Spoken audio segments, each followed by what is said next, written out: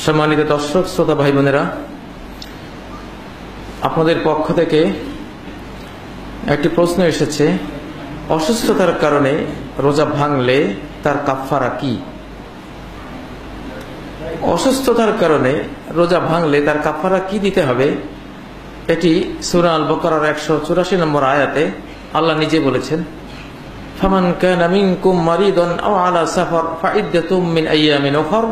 তোমাদের মধ্যে কেউ যদি অসুস্থ হয় অথবা মুসাফির হয়, তাহলে সে যদি রোজা ভাঙে তাহলে অন্য দিনগুলোতে গণনা করে সে যতগুলো রোজা ভেঙেছে ততগুলো রোজা রেখে দেবে। যদি 10টি ভাঙে তাহলে অন্য সময়ে 10টি গুনে গুনে তাকে রাখতে হবে। সে যা ভাঙবে তাই তাকে অন্য সময় রাখতে হবে। অসুস্থতার কারণে কারো যদি রোজা ভাঙতে হয় তাহলে তার কাফারা হলো এই রোজাগুলি কাজা করে দেয়া। কিন্তু যদি এমন অসুস্থ হয় যে অসুস্থতা থেকে সে আর কখনো সুস্থ হওয়ার সম্ভাবনা নেই, অথবা এমন বৃদ্ধ হয় যে বার্ধক্যের কারণে রোজা রাখার আর কখনো তার সামর্থ্য ফিরে আসবে না, তাহলে তার ব্যাপারে বিধান সেই 184 নম্বর আয়াতে রয়েছে সূরা আল বাকারার, ওয়ালাল্লাযিনা ইউতিকুনাহু ফিদিয়াতুন তুআমু মিসকিন। যারা রোজা রাখতে গেলে সর্বশক্তি ব্যয় হয়ে যাবে, রোজা রাখতে পারবে না স্বাভাবিকভাবে, তাদের জন্য বিধান হলো ফিদিয়া দেয়া, মুক্তিপণ দেয়া। সেই মুক্তিপণটা কি? তুআমু মিসকিন, একজন মিসকিনকে খাবার দেয়া। এক বেলা পেট ভরিয়ে একজন মিসকিনকে খাবার দিলে একটি রোজার কাফারা হয়ে যায়। ফামান তাতাওয়া খায়রান ফাহুয়া খায়রুল লাহ। কেউ যদি এক বেলার জায়গায় দুবেলা খাওয়ায় এটা আরো ভালো।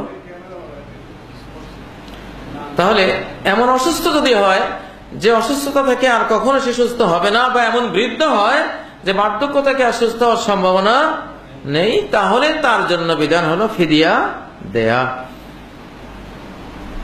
ফিদিয়া, সে যদি 30টি রোজা ভাঙে, একসাথে 30 জন মিসকিনকে যদি সে এক বেলা খাইয়ে দেয়, 30 রোজার কাফারা আদায় হয়ে যাবে।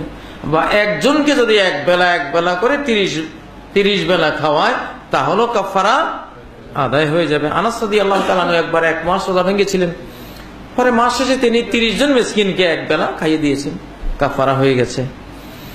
এখানে তৃতীয় আরেকটা অবস্থা হলো, যদি রোগী এমন হয় যে তার সেন্স নাই, সেন্সলেস রোগী, তার ব্রেন ঠিক নাই, তার কোনো চেতনায় নাই, আলঝেইমার রোগী, সে বলতেই পারে না,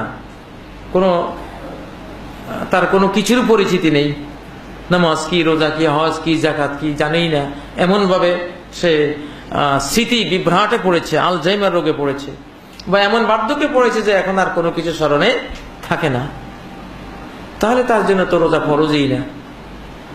এই ধরনের অসুস্থ রোগীর জন্য কোনো কাজাও নাই, কোনো কাফারাও নাই, ফিদিয়াও নাই, কারণ তার উপরে তো এটা ফরজই হচ্ছে না।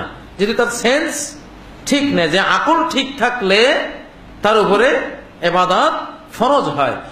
নবী সাল্লাল্লাহু আলাইহি ওয়াসাল্লাম বলেছেন, রুফিআল কলামু আন সালাস, 3 ব্যক্তি থেকে আল্লাহর কলম তুলে নেওয়া হয়েছে। 3 ব্যক্তির মধ্যে এক ব্যক্তি হলো আনিল মাজনুন হাত্তা ইউফিক, মাজনুন, যার সেন্স নাই, যার আকল ঠিক নাই, তার উপর থেকে আল্লাহর কলম তুলে নেওয়া হয়েছে, তার সেন্স, তার বিবেক বুদ্ধি ফিরে আসা পর্যন্ত। অনেকে কিন্তু পার্থক্য করেন না, এমন বৃদ্ধ, তার কোনো সেন্স নাই, কোনো বুঝ জ্ঞান বলতে কিছুই নাই, বা অ্যাবনর্মাল বা আলঝেইমার রোগী, তার উপরও ফিদিয়ার ফরজটা প্রয়োগ করে দেয়। এটা কিন্তু ঠিক না, কারণ এই ধরনের সেন্সলেস রোগীর উপরে রোজাই আদৌ ফরজ না, আল্লাহর কলম তার উপর থেকে তুলে নেওয়া হয়েছে।